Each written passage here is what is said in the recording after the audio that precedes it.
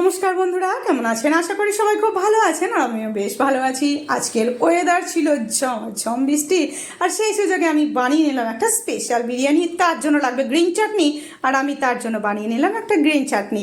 আর যেটা লাগবে একদমই মাস্ট, সেটা হলো পুদিনা পাতা। দেখুন কত ফ্রেশ ফ্রেশ পুদিনা পাতাগুলো দেখতে পাচ্ছেন। আর লেবুটা, যেটা সাইজটা লাগবে কিন্তু খুব বড় বড়, যেই রকম টক আপনি খেতে চান সেই রকম করে দেবেন। আর যেটা লাগবে সেটা হলো গাজর আর একটু বিনস হালকা করে ফ্রাই করা। ভাবছেন কি বানাতে চলেছি? আরে বিরিয়ানি বানাবো, একটু দাঁড়িয়ে যান। আর এই যে দেখছেন মশলা, এখানে কিন্তু বিরিয়ানিতে দেওয়া সব একদম স্টার নিচ থেকে আরম্ভ করে তেজপাতা পর্যন্ত প্রত্যেকটা মশলাই কিন্তু আছে, কিন্তু মশলা ধোয়ার জলটাই আপনি ইউজ করবেন।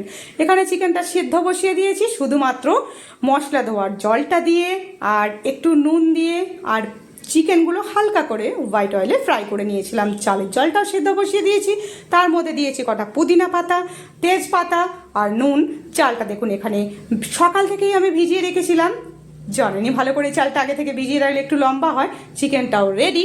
চিকেনের পিসগুলো অবশ্যই একটু বড় বড় করবেন, যেহেতু প্রেসারে সিটি দিতে হয় সেই জন্য। আর যেহেতু আমরা বাঙালি, আলুর লোভটা ভুলতে পারি না, তাই দু একটা চালিয়ে দিলাম। কিন্তু দিল্লিতে এই বিরিয়ানিটায় আলু দেয়নি।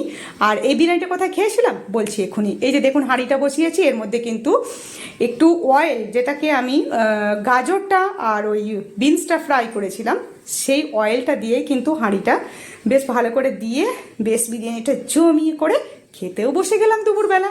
আর বিরিয়ানিটা যা সেন্ট আসছিল বিরিয়ানি থেকে, আর মুমো করছিল পুরো ঘর। আর দেখুন ঠিক এই রকম লুকটা এসেছিল। আর ভাবছেন কোথায় খেয়েছে বিরিয়ানিটা? দেখুন, আমরা একবার মানালি যাচ্ছিলাম, আর দিনের বেলায় দিল্লিতে আমরা এই বিরিয়ানিটা খেয়েছিলাম। একদম দিল্লি স্টেশনের গায়ে লাগানো এই হোটেলটা ছিল, নামটা আমি ভুলে গেছি, না হলে আমি মেনশন করে দিতাম আপনাদের, কারণ আপনাদেরও খাবার সুযোগ করে দিতাম, কিন্তু আমার মনে নেই। ওই হোটেলে এরকম বিরিয়ানি খাইয়েছিল, আর আমি ওখান থেকে রেসিপিটা জোগাড় করে নিয়েছিলাম। এখানে কিন্তু লেবুর রসটা হচ্ছে মাস্ট, আর গ্রিন চাটনি যেটা একদম মাস্ট।